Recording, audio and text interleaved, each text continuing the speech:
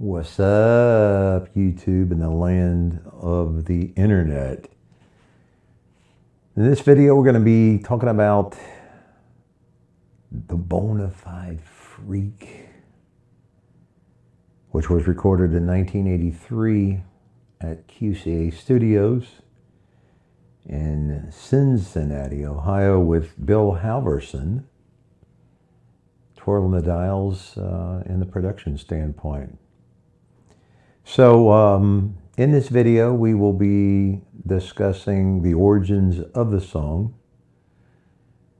who it might have been written about, right? So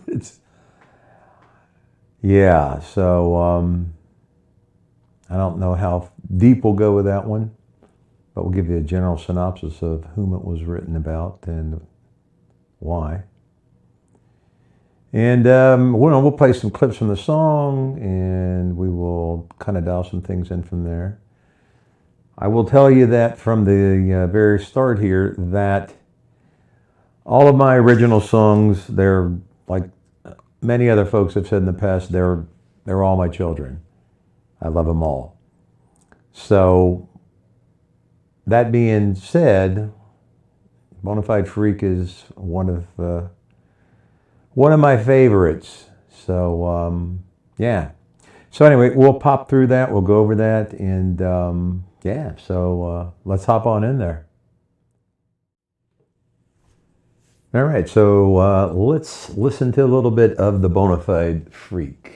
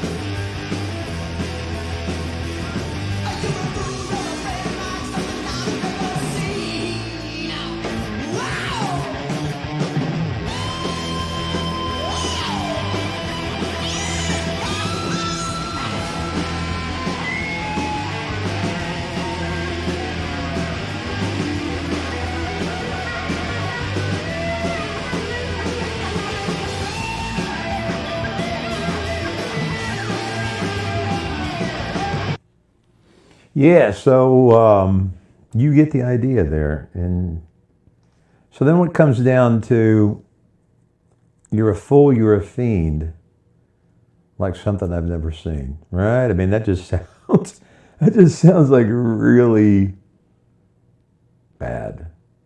So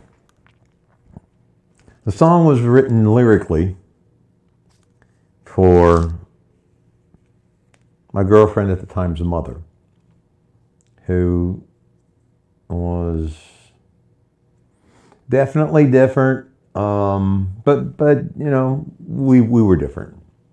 I will tell you that at the time, my girlfriend's name was Jane, and she is also listed in the copyright as a co-lyricist.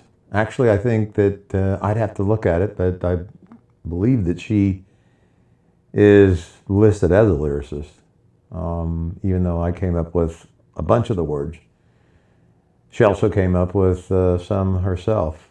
So that'll be for you folks out there to do some research to see who the infamous Jane is, who co-wrote Bonafide Freak with me, lyrically.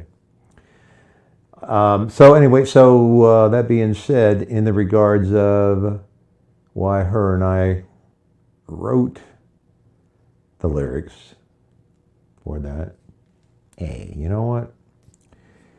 We're talking like 19...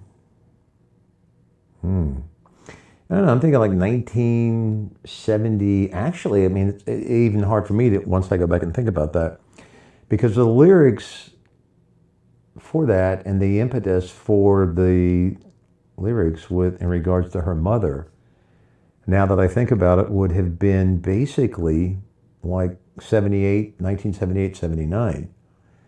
So that makes me remember that a lot of the lyrics were basically written in the late 70s, because the song was recorded in 1983.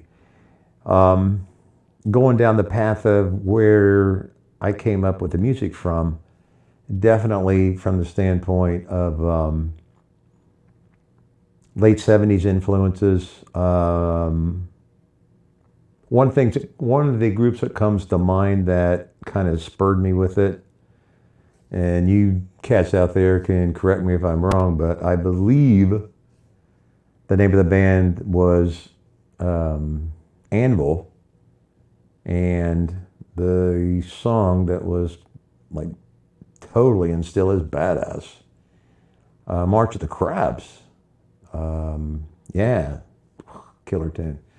But so that was kind of like where I kind of drew the inspiration for at least the power riffs from it, like the Big E and the other stuff with that. So yeah, so that's kind of like where that came from. To get back to the impetus as to why we wrote the song about her mother, you know what? Like I said, this was like 78, 79 kind of thing. And I was already done with high school. I don't recommend what I did to you folks out there that are still in high school, but you know what?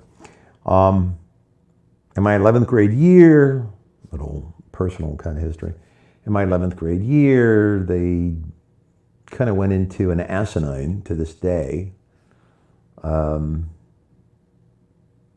pattern or rules that you basically got X number of days when you could be late for class, and then if you were, late for so many classes, then it went to a suspension, and then if you were, a really cool guy like me, out smoking in the boys' room and driving the '69 Chevelle, you could get like a double suspension. I hate to use the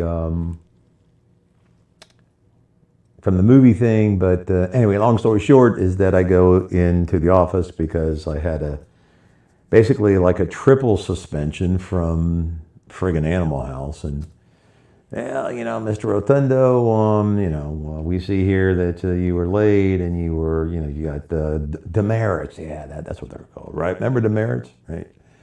So you got too many of them, and then you got like a suspension, and then because of me, I had like, triple secret probation. Anyway, you know what? I'm out of here. Screw you. I'm out of here. Do me a favor. I'll go out and, drive the Chevelle, play some guitar in, probably Midnight Lightning at the time. And, chase the dream of being a dude in a rock and roll band. So did that anyway. So she was still in high school because I was like done in 76. So yeah. So that takes us to 78, 79, because I was like 3 years older than her. So anyhow, hey, I'd go over and pick her up from school at Hamilton Taft. It's now Hamilton High. But, she got out like at 2:40, and so we had to hustle back to her mom's place, but that gave us about 20 minutes to get ourselves in the proper frame of mind. You know what I'm saying? Don't recommend it, but, we were doing that.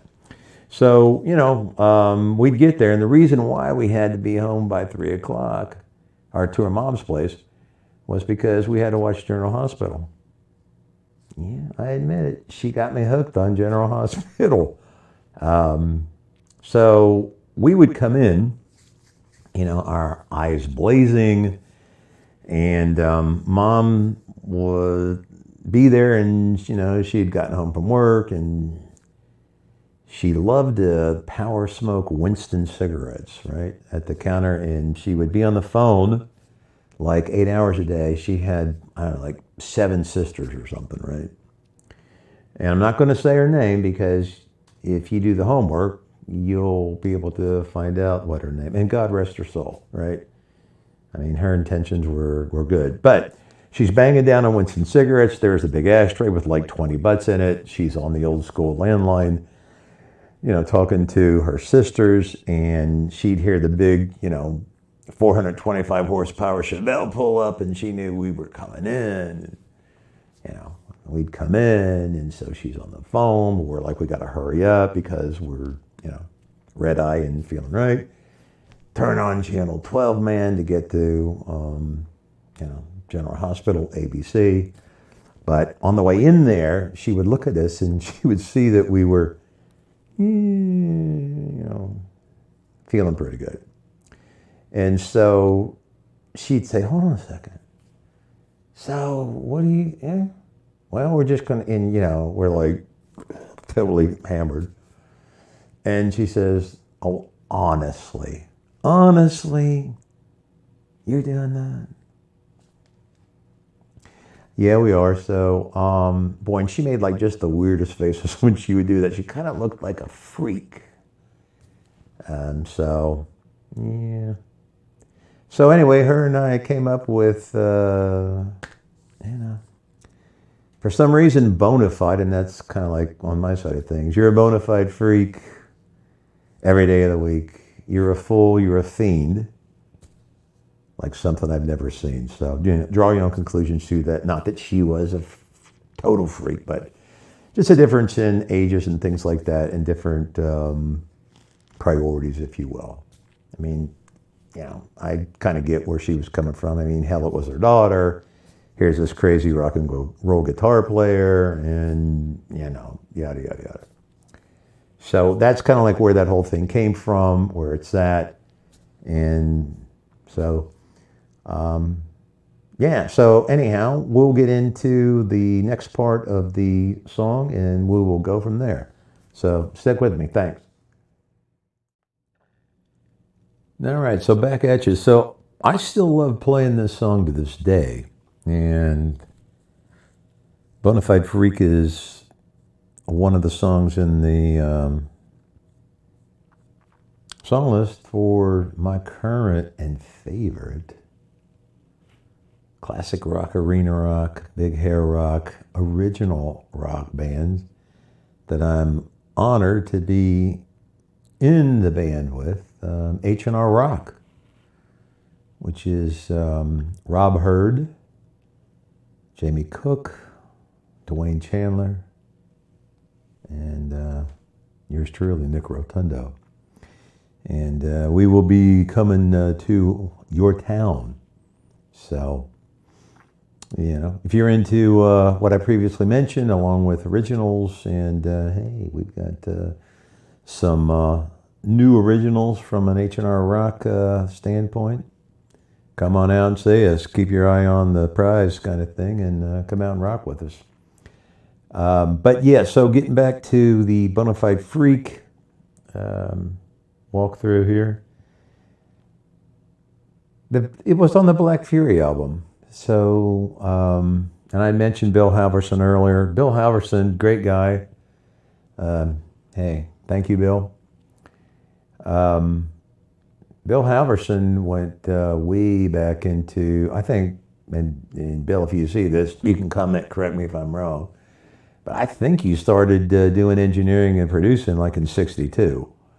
But, I mean, hundreds of credits. Some of the ones that come to mind that I know of, and again, you know, Bill, correct me, or other folks that know Bill, correct me if I'm wrong, but I mean, I know he did some stuff with Cream. I know he did, when I say stuff, I mean like engineering, co-produce albums. I know he did REO Speedway, et cetera, et cetera, et cetera. His list of credits is fantastic. So, and Bill did a great job with us. You know, we were like, gosh, what were we? I think I was like 28, Jimmy D. Gadd. Oh, let me take a second here. I'd be remiss in my duties, if I didn't tell you about the fantastic musicians that played on that album with me. Starting off with Jimmy D. Gadd on drums, also lyrics, also vocals. He and I wrote Pot of Delight together, and a few others.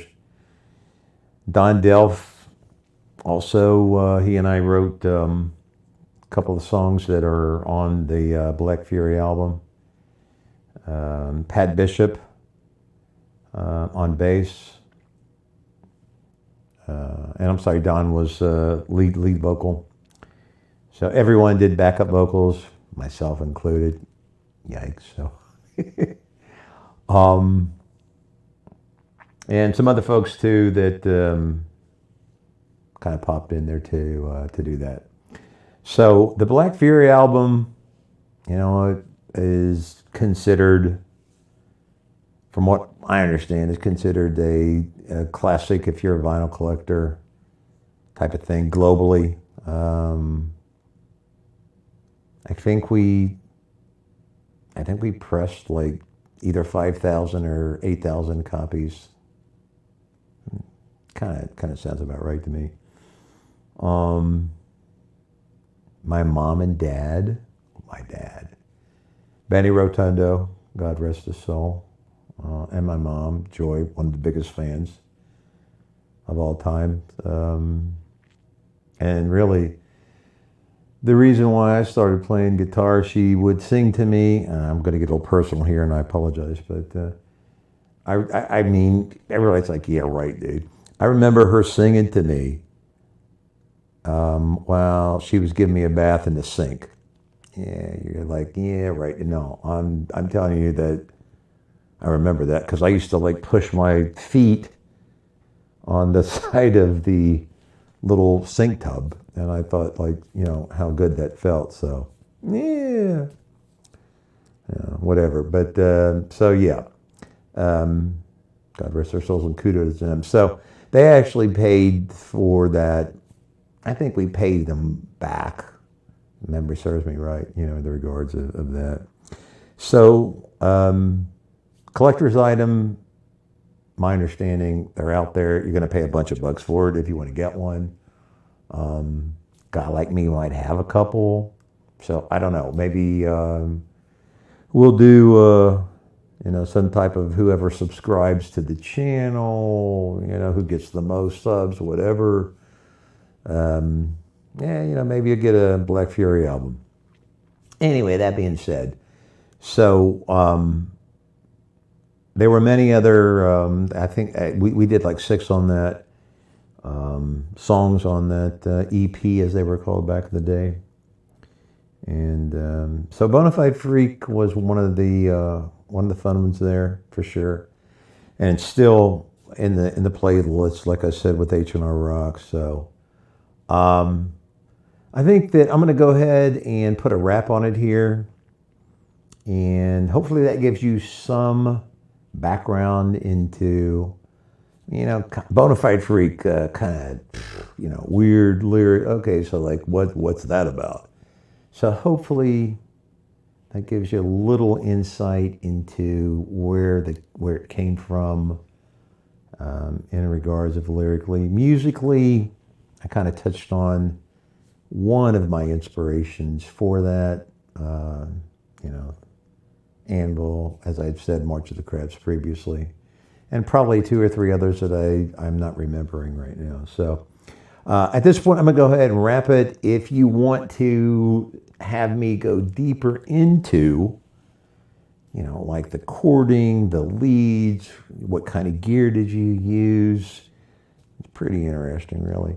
What kind of gear, what kind of weird stuff did you guys do in the studio at the direction of, you know, Bill Halverson at his direction, and then my own insanity. I mean, you know, I was the guy that, you know, like back in 78, 79, I'm using a big muff, and of course, you got to change the 9-volt battery. So, you know, my head's feeling okay from, you know, a little bit of this kind of stuff and some other shit. And so, yeah, so when you had to put a new battery in, you took the base off of it, and I'd forget to put the bottom part on. I'd put the battery in, and then I'd go to push down on the big muff to invoke it, and guess what? So you guitar players know what I'm talking about that have been like doing that for a long time from way back when. So hey, you know, cool, rock on. I'll leave it at that, and we'll see you in the next one.